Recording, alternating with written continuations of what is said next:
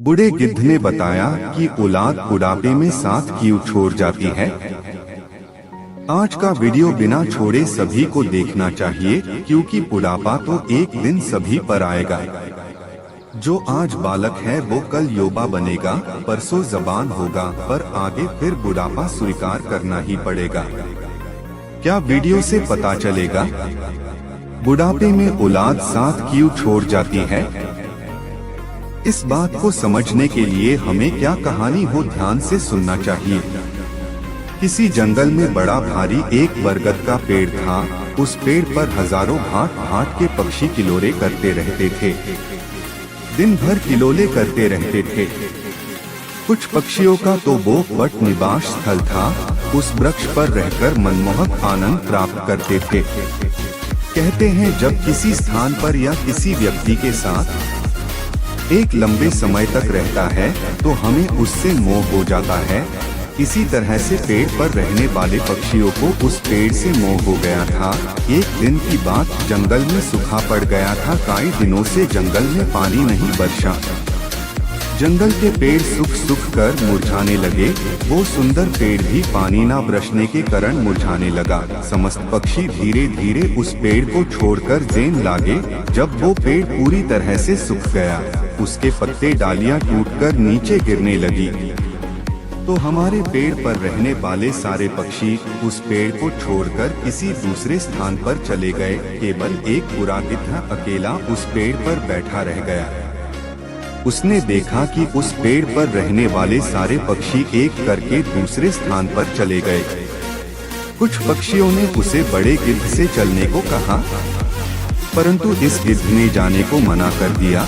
बड़े गिद्ध ने सोचा कि मेरा जन्म इसी पेड़ पर हुआ है, पर आज इस पेड़ पर विपत्ति है, तो मुझे ऐसे अमृत पेड़ को छोड़कर कैसे जाना चाहिए।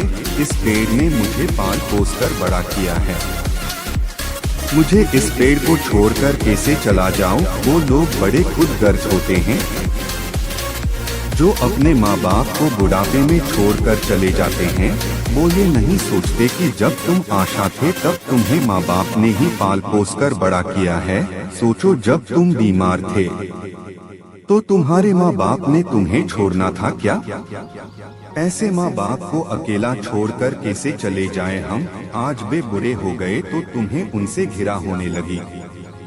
हम कैसे चले जाएंगे? तुमने इतना किया तो तुम इतना भी नहीं कर सकते। तुम उनके बुढ़ापे की लाठी बन जाओ। दर्शक बंधुओं, उसे बूढ़े गिद्ध ने मरते दम तक उस पेड़ का साथ नहीं छोड़ा। कुछ दिन और बीते। लॉक का उपयोग करने के लिए कटने लगे, तब भी गिद्ध उसे छोड़कर नहीं गया। गिद्ध अभी भी हमसे पेड़ पर रह रहा था। कहीं से भी भोजन ढूंढकर अपना पेट भर लेता था।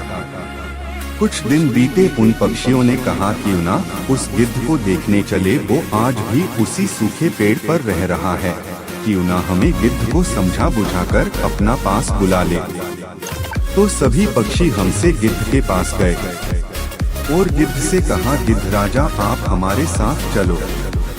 आप क्यों इस मारे हुए पेड़ के साथ अपना जीवन नष्ट कर रही हैं? इस पेड़ का जीवन खत्म हो चुका है। मारे गए पेड़ के साथ रहना कहा कि समझदारी है। सभी पक्षियों के समझने के बाद उस पेड़ को छोड़कर जेन के लिए राजी नहीं हुआ। बस गिद्ध कहने लगा, भाइयों यह पेड़ मेरे माँ बाप के समान है।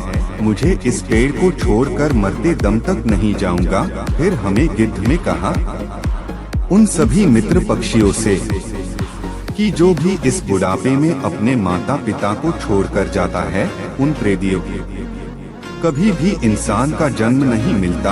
आप लोग जाएंगे यहाँ से। मैं अपनी मृत्यु तक ऐसी पेड़ पर रहूंगा। गिद्ध की बात सुनकर सारे पक्षी निराश हो जाते हैं और वे लौटकर वापिस चले जाते हैं। कुछ तो कहने लगे, प्रिया क्या पेड़ के साथ साथ गिद्ध की बुद्धि भी खराब हो गई है? ऐसे हमारा समझना अच्छा नहीं लगता। फिर अगले दिन सारे पक्षी फिर एक बार गिद्ध को समझने आए। फिर भी पक्षी अपने घर नहीं गए। वह सीधी इंद्र के पास गए। भगवान इंद्र से कहा, पूरा जंगल सूख गया है, पर दुख की बात यह है कि जिस पेड़ पर हम रहते थे उसी पेड़ पर एक बुरा गिद्ध भी रहता है। सारे पक्षी उस जंगल को छोड़कर दूसरी जगह चले गए, पर वह बड़ा पक्षी गिद्ध उस पेड़ को छोड़कर जाना नहीं चाहता। हम लोगों में बहुत समझा, पर वह गिद्ध नहीं माना। वाह कर रहे थे कि हम मरते बांध तक इस पेड़ को छोड़कर नहीं जाएंगे। इसलिए हे भावन, आप स्वयं चलकर आप उन्हें समझा दीजिए, शायद वो आपका कहना मान जाए। फिर क्या? भगवान इंद्र बह गए या समझ तो भी गिद्ध काका नहीं माने। तो भगवान ने कहा कि मैं तुम्हारी निठुरता से बहुत प्रसन्न हुआ। आप क्या वरदान चाहते हैं? मुझे गिड़गिड़ाने के लिए कहा। मुझे कोई वरदान नहीं चाहिए।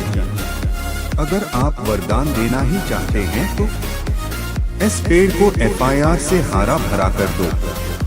तो भगवान ने सारे गंगाल को हरा भरा कर दिया, या फिर वो सारे पक्षी नहीं वापिस आ गए और गिद्ध काका की बहुत अच्छे से सेवा करने लगे। तो भाइयों, हमें इस कहानी से क्या सीख मिली? क्या कभी भी बुरे समय में अपने माँ बाप को छोड़कर नहीं जाना चाहिए, खासकर के जिसने आपको जन्म दिया है।